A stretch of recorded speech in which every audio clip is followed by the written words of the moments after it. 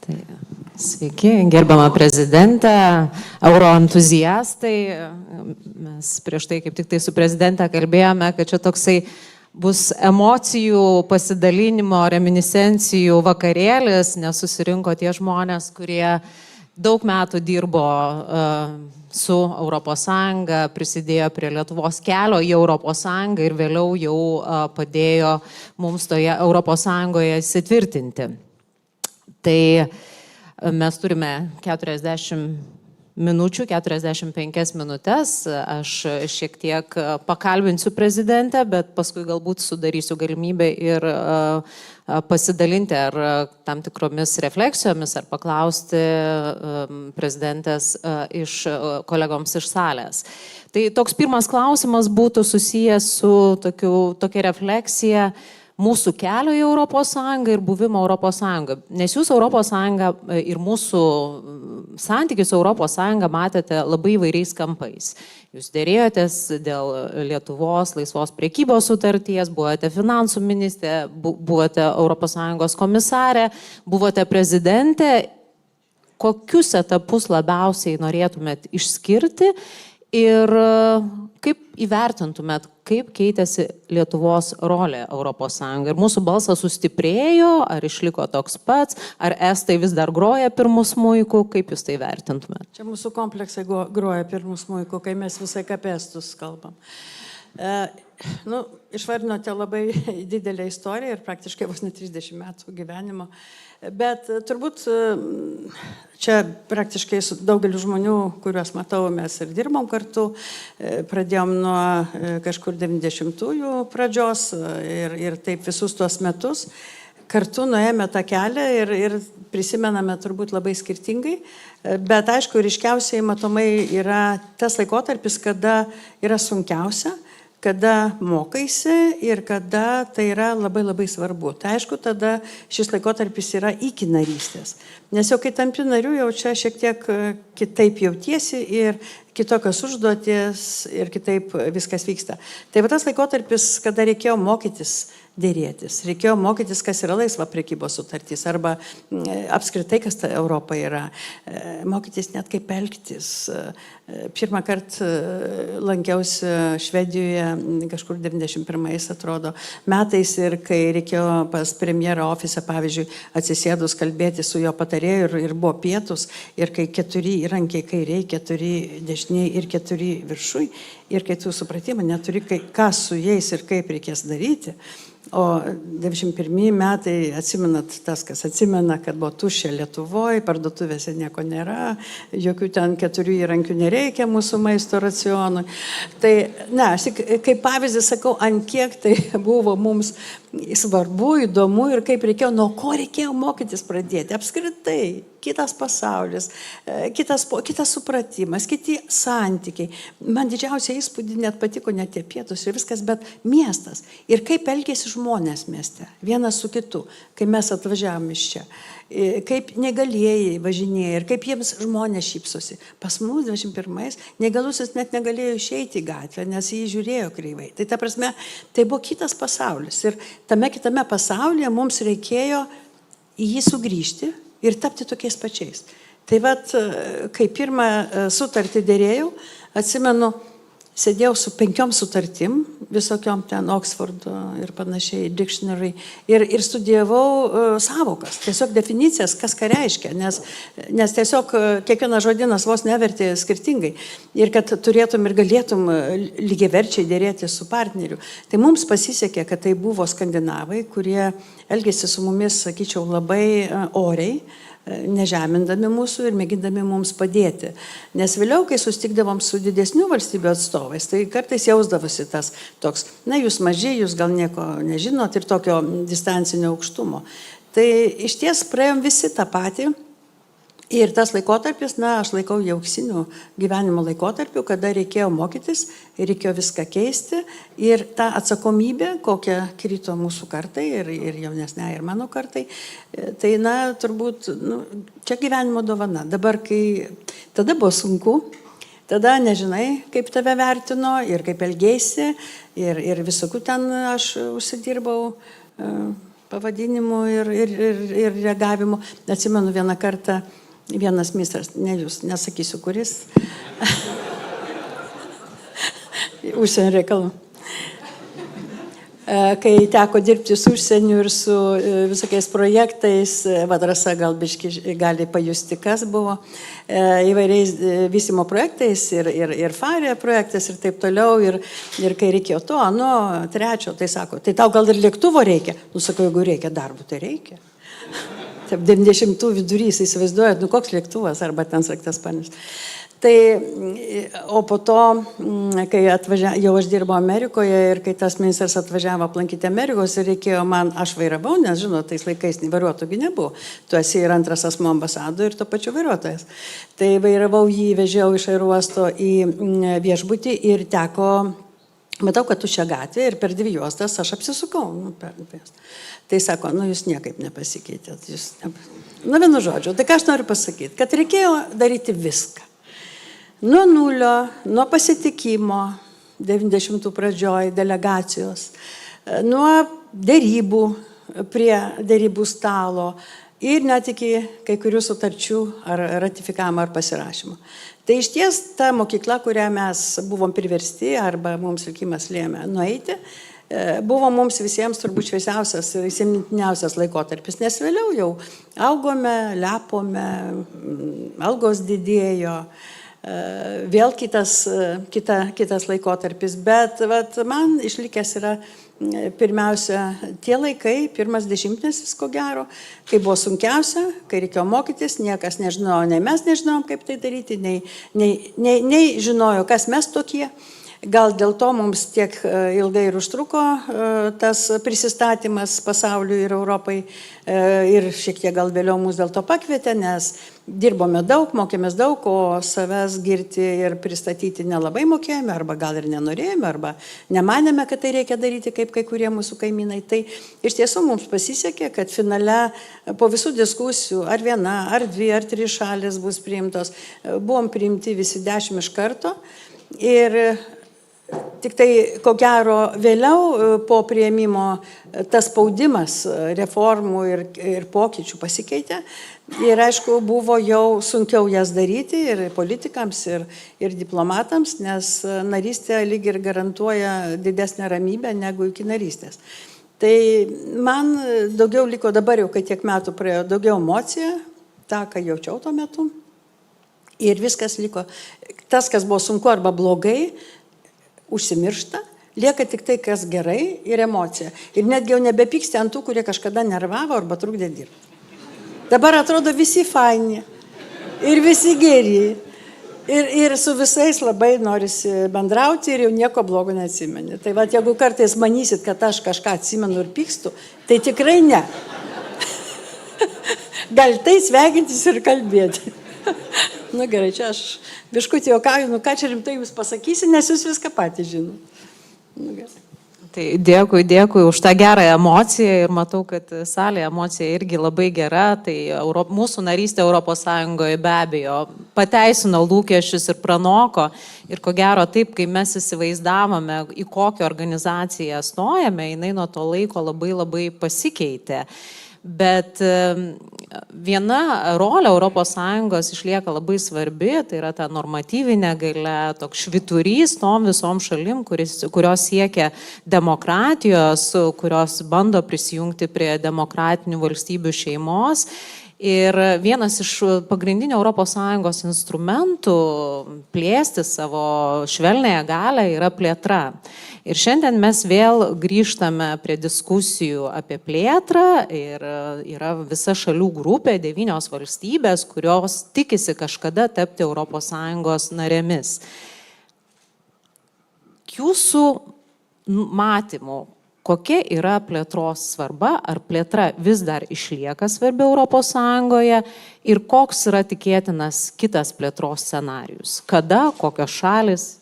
Plėtra yra svarbi tokiom tarptautiniam geopolitiniam organizacijoms, bet ji labai priklauso nuo politinės dinamikos, nuo ekonominės ir politinės dinamikos, netgi, o dabar jau ir saugumo dinamikos Europoje. Ir matant ir turint tokį agresyvų karą Europos teritorijoje, be jokios abejonės, kad plėtra pilnai priklausys nuo to, kaip karas vyks, kokios bus jo pasiekmes ir kiek politiškai bus nuspręsta, kad plečiant saugumo buferio zoną aplink Europą, mes turime vis daugiau priimti šalių, kurias galime pritraukti į savo orbitą. Bet čia yra pliusų ir minusų, kaip visada, yra ir rizikų, kaip visada, nes mūsų sprendimų priėmimo procesas europinis realiai buvo pritaikytas 12 šalių, truputį pakoreguotas, bet su plėtra jisai pradeda strigti ir jau dabar stringa, turint galvoje, kad šalis keičiasi jų vadovybių, tas judėjimas kas 4 metai, matome ir populizmo bangas, ir dabar europiniai rinkimai sudėtingi ir tikėtina, kad dar 1 ar 2 valstybės gali būti šiek tiek mažiau norinčios kooperuotis ir bendradarbiauti Europoje. Tai bus vis vien galiausiai politinis sprendimas. Net ir, kaip žinome, ir mūsų 10-uke, ne visos šalis vienodai buvo ekonomiškai pasirengę, greičiausiai politinis sprendimas, o kiek daugiau, mažiau bus priimta, visiškai čia spėlioti neverta. Ukraina, aš esu įsitikinus, bus priimta, tik tai aišku, viena iš didžiausių, tai reiškia brangiausių integruoti šalių, jeigu nepakeisime kai kurių savo politikų, kaip žemės ūkio, pavyzdžiui, taip toliau, arba gaus pereinamąjį laikotarpį, kaip mes, kad iki šiol negaunam tų pačių išmokų po 20 metų. Tai čia visokių tų, kaip vadinamų, creative accounting gali būti variantų ir priklausys nuo konkrečios situacijos. Bet politiškai dabar jau manau, kad diduma Europos šalių supranta, kad bent jau Ukraina yra ir saugumo garantas mums ir potencialiai pridės prie ekonominio potencialo po karo, bet dar tą laikotarpį reikia išgyventi. Tai plėtra tikrai vyks, bet kai pati Europos Sąjunga atrodys, tai aišku, kad turės keistis, ar jinai gebės keistis ir kaip greitai, vėl priklausys nuo mūsų. Gali būti, kad vis galbūt daugiau bus įvedama to laisvesnio elemento, kuris reikštų mažesnį integravimosi laipsnį, o daugiau visada yra alternatyva, arba tu integruojas giliau, arba tu tampi tiesiog kavos gėrimo klubu. Tai į kurią pusę judėsim, čia yra ir filosofinis ginčas, ir aišku, efektyviau gal būtų didesnė integracija, bet esant dideliam kiekiu žmonių, tai yra šalių, tai ir vis sunkiau ir sunkiau yra padaryti. Aš tai manau, kad jeigu plėtra didės, tai vis tik tai integravimosi laipsnis šiek tiek mažės. Tai bent jau aš tokias tendencijas įsivaizduočiau. Mums bet kokiu atveju yra naudinga ir bus naudinga, į kurią pusę bejudėtų Europos Sąjunga, mums mažesniai valstybei svarbu turėti regioninį ir ekonominį tokią bendradarbiavimo platformą.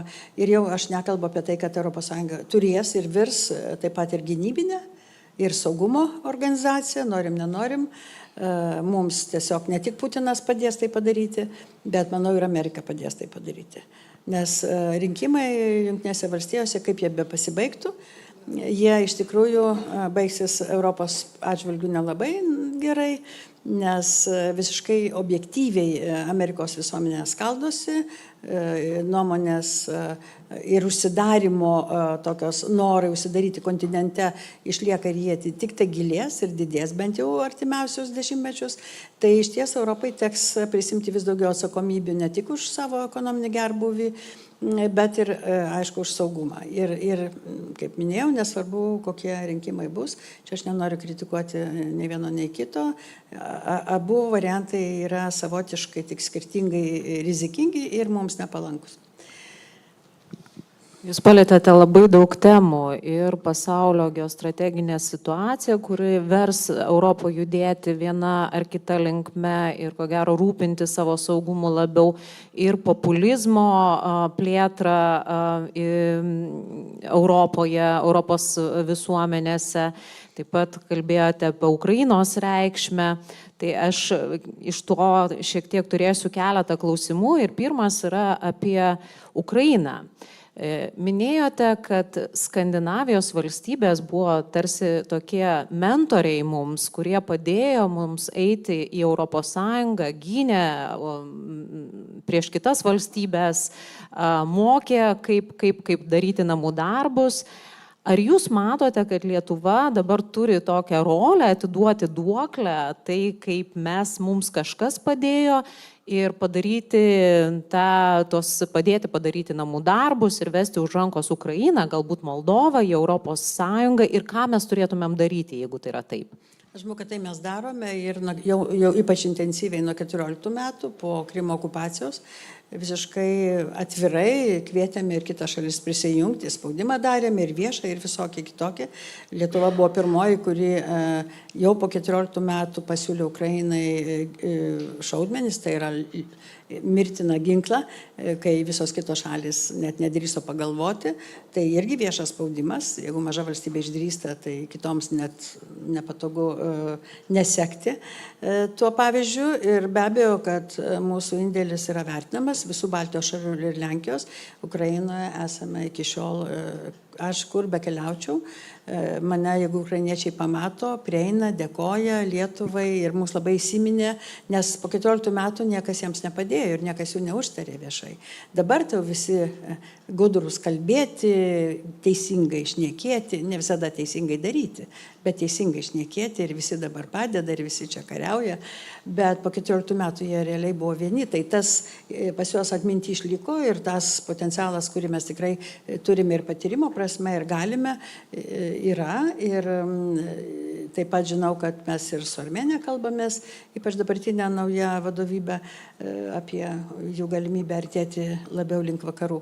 Tai iš ties tą patyrimą turime ir mūsų pareiga juo dalintis ir padėti. Ir plus yra pasitikėjimas mumis. Va, tai yra tai, ką tikrai galime išnaudoti, pagarba mums ir pasitikėjimas mumis. Vienas iš Europą vienijančių veiksnių šiandien yra Rusija tokia, kokia jinai yra. Ir tas pabudimas, atsibudimas požiūrio į Rusiją Europoje vyko ne vienu metu ir jis yra ne vienodas, bet jis yra įvykęs. Ir kaip mes begalvotumėm apie Europos ateitį, Rusija niekur nedings. Klausimas yra toks, kaip jūs įsivaizduojate 10-20 metų laikotarpį, kokia ta Rusija bus ir koks santykis su ją turėtų būti?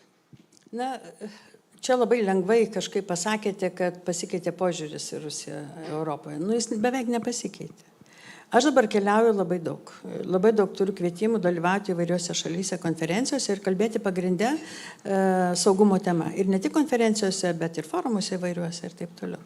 Tai iš tiesų, kai tik pavažiuoju biškį toliau nuo mūsų sienos, tai patikėkit, karo nėra. Visi nori gyventi taikiai, ramiai ir mus visus stumia į taikos dėrybas. Ir baikit iš čia kariauti. Ir kai tu kalbi, gerai, Skandinavija, aš ką tik iš Norvegijos grįžau, Skandinavai tai įsigazdinę, nes pas juos ir platformos jūroje, ir šiaurėje siena, Arktikoje, ir Skandinavai kažkaip, dabar jau tikrai galim regioninę prasme labai panašiai galvojam apie saugumo iššūkius. Lenkija, Skandinavai, mes. Bet biškutį toliau viskas. Rytų, pavyzdžiui, Vokietija tik laukia, kada karas baigsis ir viskas bus vėl kaip buvo. Jie taip įsivaizduoja. Karo ten nėra. Jie nejaučia ir jie iki šiol apie Rusiją galvoja kaip apie valstybę, su kuria galima ir reikia bendrauti, kalbėti po to, kai jinai baigs elgtis negražiai. Tai yra tipo vaikas, kuris dabar negražiai elgėsi, bet paskui vėl bus geras vaikas. Tai va čia yra bėda, kad tu važiuoji, kalbi ir vis tiek negali įtikinti, nes iš tikrųjų jie nesupranta, kad Rusija, kažin ar jinai labai greitai ir apskritai ar gali keistis radikaliai ir kad tai yra iššūkis Europai, saugumo prasme bus visą laiką, nes tai yra imperialistinė valstybė ir nesvarbu, ar ten Putinas, ar po Putino dar kažkas bus, vis tiek tai bus visada grėsmė, o ypač dabar, kai visa tauta nuteikta ideologiškai, ypač ta, kuri liko, kuri išvažiavo, bet kuri liko ideologiškai vos ne absoliučiai didžioji dauguma pritarė tam agresyviam požiūriui į vakarus, tai ta konfrontacija realiai, kaip kažkas panašaus į antrąjį šaltąjį karą, realiai tik tai kyla ir tik prasideda. Tai šito žinios psichologiškai tiesiog antiek jinai ko gero yra sunki, skausminga, brangi, jos nenori priimti, jie tiesiog atmeta. Ir todėl Rusijai taip lengva įtakoti politikus, įtakoti partijas kai kurias. Ir matysime parlamento rinkimuose, kas dėsis.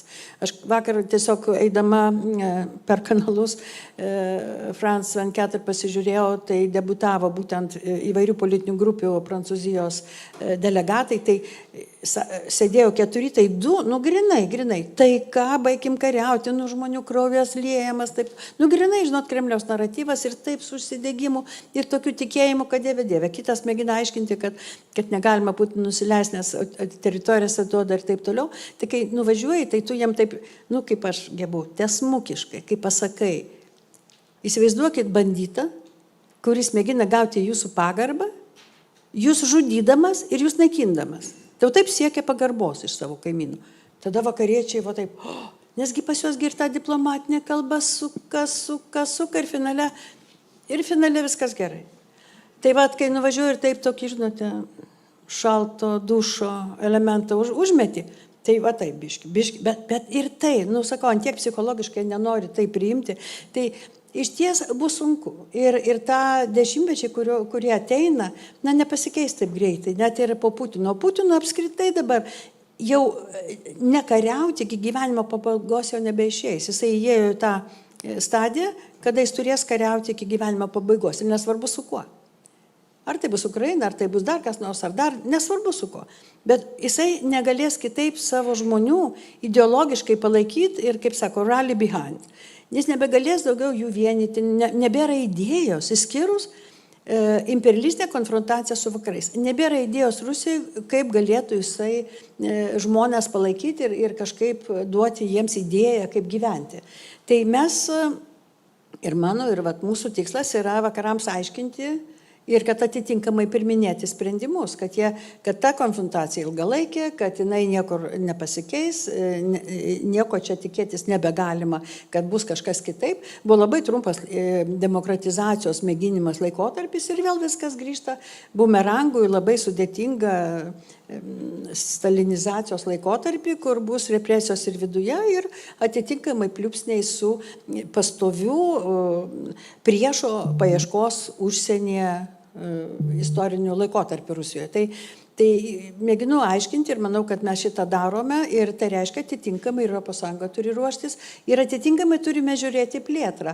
Kad to šalis ne tai, kad mes žinome ir čia šito auditorijoje man nereikia įrodinėti, kad padėdami Ukrainai padedam savo. Bet aš vakariečiams aiškinu, kad jie gina visą Europą nuo laukinio žvėries praktiškai.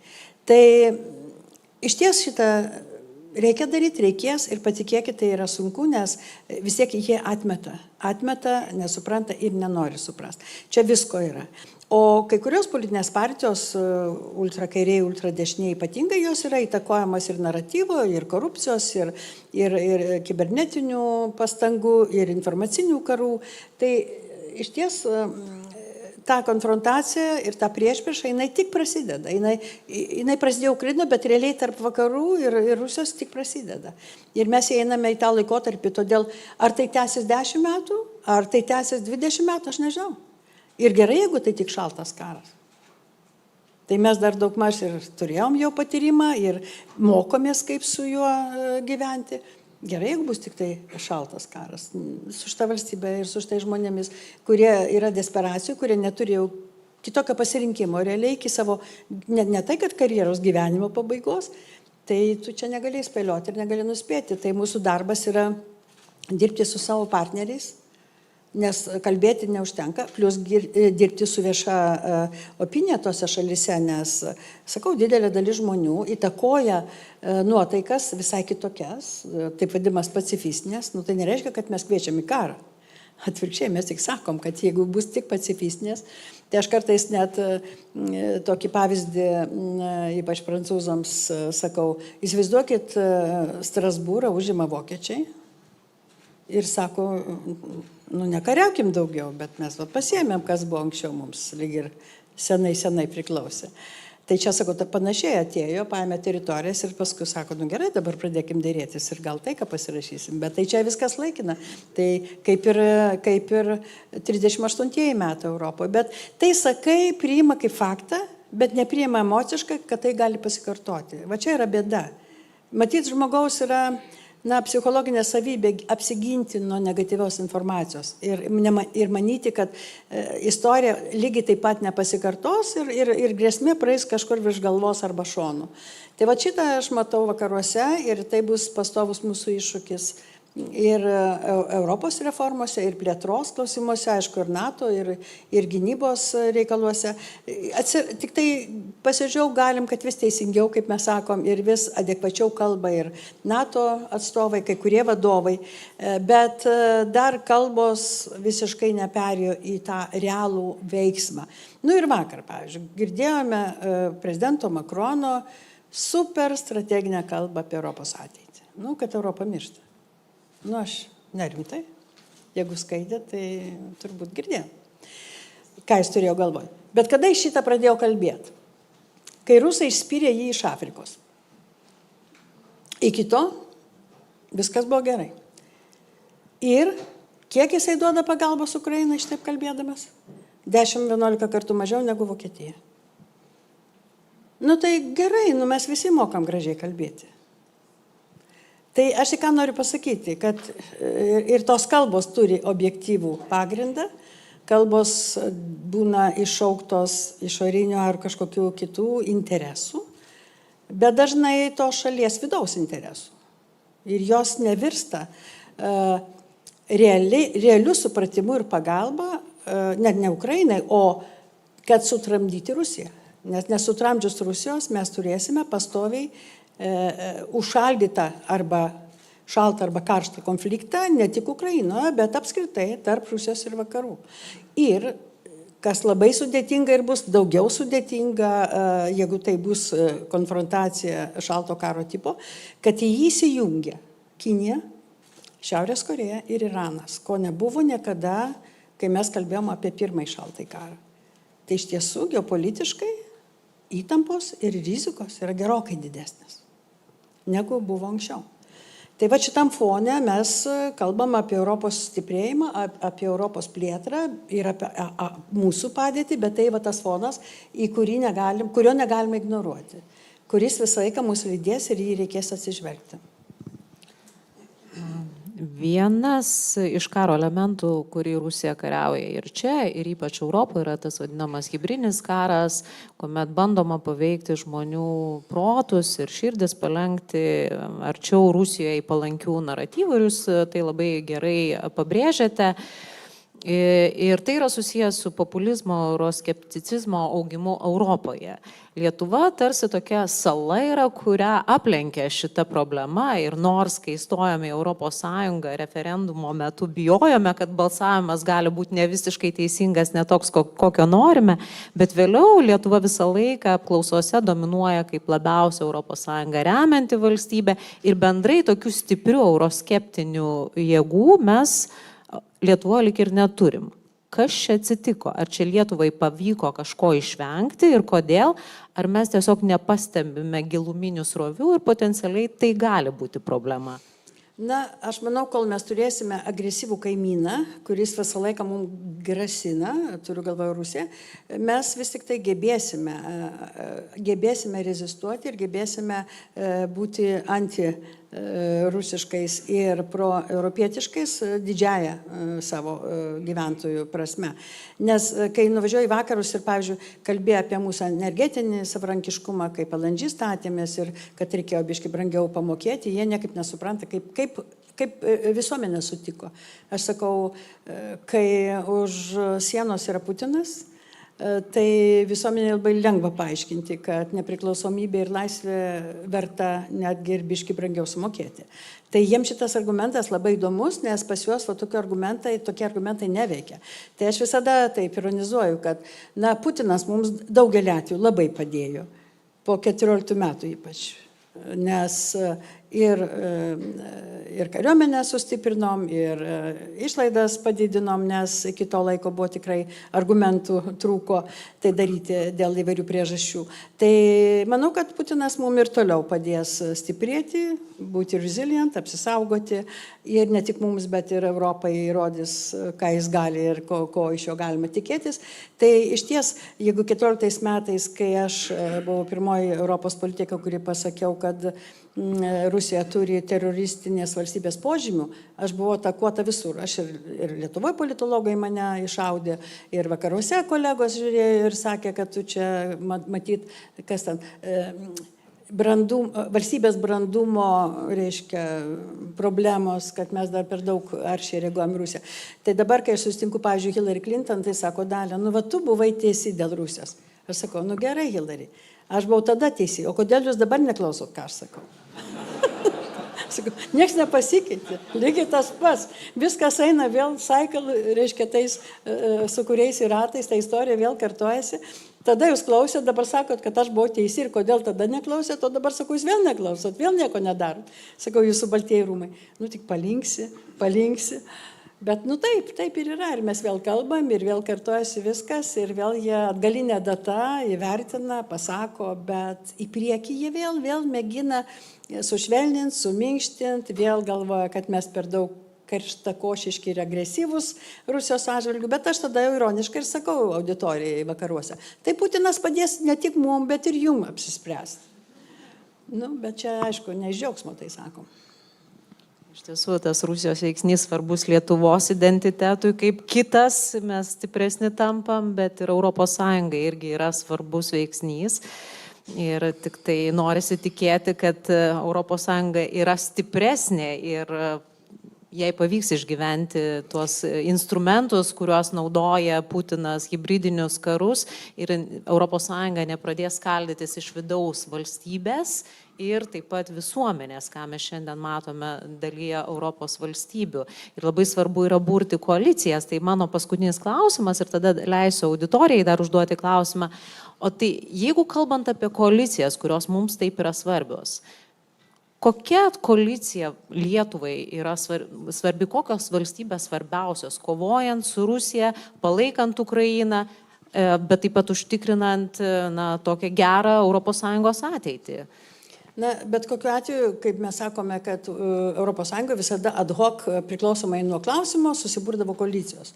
Bet visada kažkur fone, visada vis tiek tai buvo NB6, tai buvo Skandinavijos ir Baltijos šalis. Tada, jeigu kalbame apie saugumą, tada dasideda Lenkija. Nes jeigu apie ekonomiką, tai Lenkija dar mėgindavo mus taip apeiti. Ir tai ekonomiškai, aišku, Vokietija, nes ten yra Europos piniginė. Visos kitos žemiau Vokietijos, kaip aš sakau, rūpinasi daugiau pietumis, Šiaurės Afrika ir savo buvusiamis kolonijomis. Tai realiai mums reikalingi šiaurės europiečiai, kurie mūsų supranta, aišku, Lenkija dėl Rusijos grėsmių ir Vokietija, nes ten yra pinigai. Tai čia būtų, sakyčiau, daugiau tokio ekonominio ir pusiau saugumo elementas. Bet kai kalbame apie generalinį saugumo klausimą, tokį bendresnį, tai aišku, tada jau būtų gerai ir kad Prancūzija ne tik šnekėtų apie mirtį, bet ir duotų deguonės išgyventi ir pradėtų elgtis ne tik ką šneka, bet ir daryti. Aišku, tada ir kitos valstybės labai svarbu. Dabar gerai, kad Čekija iš Višegrado išsiskyrė su naujoju prezidentu, tapo daugiau proukrainietiška ir daugiau kalba taip kaip mes, nes buvo sudėtinga, kada Lenkija mėgino Višegradą padaryti viduje, kaip priešpriešą prieš visą ES ir ypač prieš Vokietiją. Tai dabar, aišku, Čekija šitą viską suskaldė ir Lenkai liko gana izoliuoti šituo klausimu. Ir labai vokiečiai skausmingai priima pastoviai ir vienos ir kitos vyriausybės keliamus klausimus dėl reparacijų. Patikėkit, jau kiek keliauju, tiek mes klausim, kodėl jie taip daro, nes vokiečiai jau atrodo, tiek jiems sumokėjo ir vis per kiekvienas dėrybas dėl finansinės ilgalaikės perspektyvos biudžeto vis kažką dameta jiems, vis jau užsispiria, vis mėgina jiems ten nuraminti juos. Ir vis tiek jie kelia ir ateina Tuskas ir vėl tas pas klausimas. Tai aišku, labai skausmingai skirtingai reaguoja. Tai mums iš ties ta regionalizacija tikrai vyksta ir vyks. Kaip ir visam pasauliu, dėja globalios institucijos degraduoja, o regioniniai centrai ir organizacijos kyla. Ar tai būtų Afrikos kontinentas, ar tai būtų amerikiečiai, kurie izoliuojasi apskritai, ar tai būtų Europoje. Dėja, dabar tas laikotarpis, kada regioniniai susitarimai tampa svarbesni, nes jie gali būti tikrai įgyvendinami, negu tarptautiniai mums tradicija, ar Jungtinės tautos, ar netgi Europos Sąjunga. Nes vis tiek viduje, arba NATO. Nes jeigu atsirastų situacija, kad, kažkas norėtų sužinoti, ar apskritai yra 5 straipsnis, tai aišku, kad turbūt regioninė situacija iš karto išlystų į vidų ir kad pradėtų mums padėti ne NATO kaip organizacija, o atskira grupė norinčių šalių. Nes jeigu grubiai šnekant, va šito auditorijoje, tai jūs puikiai suprantate, kad 5 straipsnis yra permission, but not commitment. Tai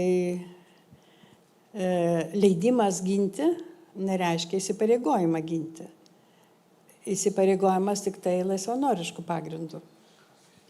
Tai va, tas regionalizacija iš tikrųjų labai svarbi mums žinoti, kas ateis.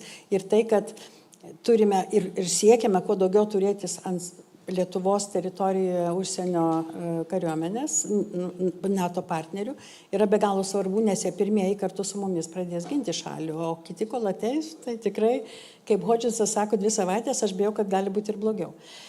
Bet todėl labai svarbu suprasti, kad bet kokia globalesnė tarptautinė organizacija dėja viduje visada turi savo niuansų ir savo tokių susigrupavimų. Tai tiek ES, tiek NATO šitos susigrupavimus matome, nes galų gale vis tiek priklauso nuo politinės valios.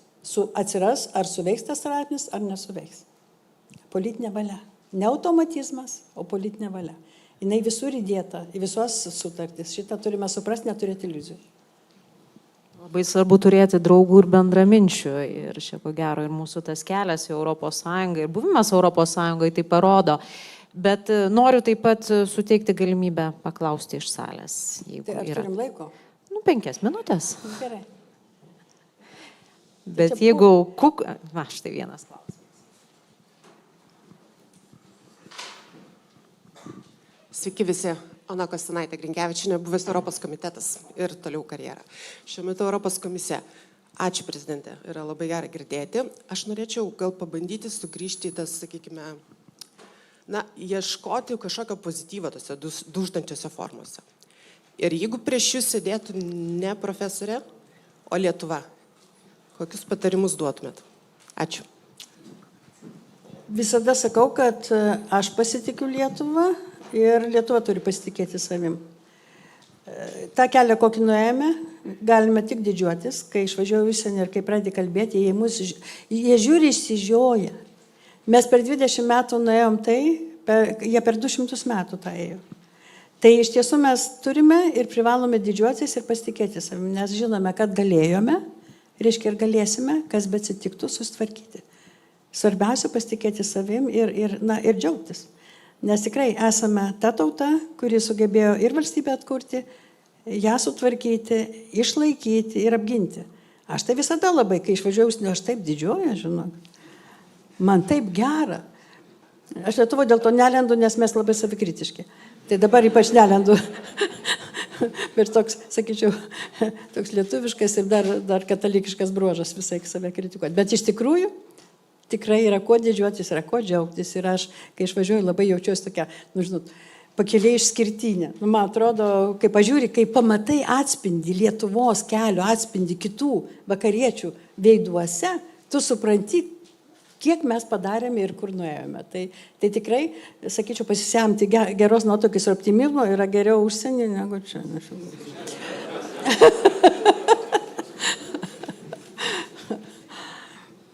Bet kad būtų galima pasisemti geros nuotaikos čia, tai matyti irgi dar vienas toksai patarimas turėtų, kad reikia vienas kitą ir pagirti ir pasidžiaugti. Ir šiandien yra diena apie tai, kad tikrai turime didžiuotis, kur esame ir džiaugtis. Šiandien džiaugsmo diena, turime švęsti, tuos metus ilgus, kai ėjome link ES ir čia yra labai daug žmonių, kurie pradėjo tą kelią nuo pirmo žingsnelio ir tikrai daug dirbdavo naktimis ir kiekvienas tas žingsnis būdavo didelė emocija.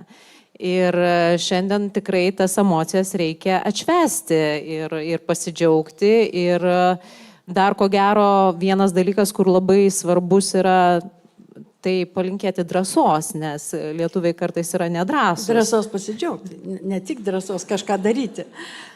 Bet aš tikrai noriu pasinaudoti tą progą, nes matau daug veidų, su kuriais teko eiti per tą laikotarpį, kurie buvo šalia, kurie dirbo sunkiai.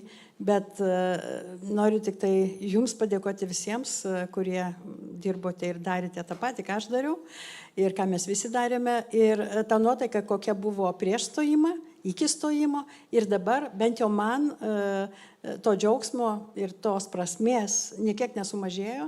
Aš manau, kad Lietuva padarė istoriškai strateginius be galo gerus sprendimus ir kad mes sugebėjome juos taip greitai gyvendinti.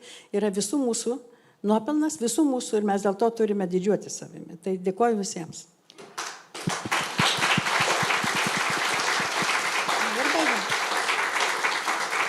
Didelis dėkui prezidentei už diskusiją, už įžvalgas, už visą darbą, kad esame Europoje, kad esame tokie Europoje, bet taip pat visiems žmonėms, kurie čia yra, kurie prisidėjo ir drąsiai džiaukimės tuo, ką turime ir judėkime tolyn.